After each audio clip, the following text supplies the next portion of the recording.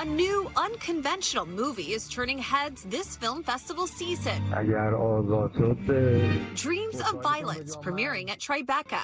And every frame you're seeing here is all AI generated. The 75-minute drama based on Iran's anti-government protests earlier this year is the first of its kind to screen as part of a major film festival's official lineup. What went through your mind when you learned that the Tribeca Film Festival was going to have you premiere your movie? It was kind of shocking because we were in the middle of kind of sending it out to other festivals, and the major ones, like, they were like not having it. The Dreams of Violence director Ash Kusha says he mainly used Kling AI to generate these scenes, but he says he wrote it and handled post-production like editing and sound design.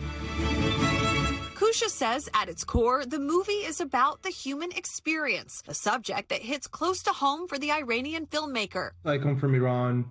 I have first experience of living there, being prosecuted. When the brutal crackdown happened, it kind of was a moment for me to basically not stay silent and do something about it. He turned to AI for its low cost and quick turnaround, saying that the entire project cost only $2,000 and took about 2.5 months to complete, pretty much by himself. That incredible new efficiency causing concern for many across an industry that still employs hundreds of thousands of people. According to government data, film and TV jobs already at their lowest levels since the 1990s, other than the pandemic. The pushback is loud. Tribeca accepted a fully AI feature film.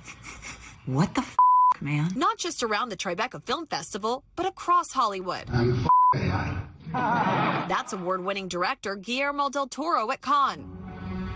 There were also reports that another AI-generated film, Hellgrind, was featured at the prestigious festival, while in reality it was screened at a theater in town and was not officially part of the competition. Kidding! Controversy also over RuPaul's upcoming movie, Stop That Train. This is the perfect time for a big queer breakout, but the one that we're getting is tainted by AI. Unfortunately, I am no longer going to go see it. The train is not running. The film's director pushing back on the AI backlash, posting, quote, "There are a sum total of 0 shots conceived by AI.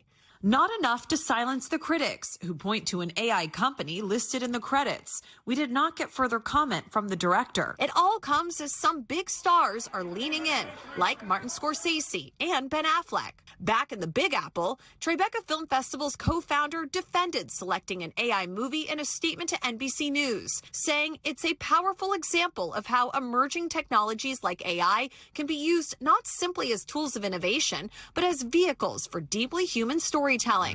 The director of Dreams of Violence tells us he understands the controversy. What do you say to the backlash right now?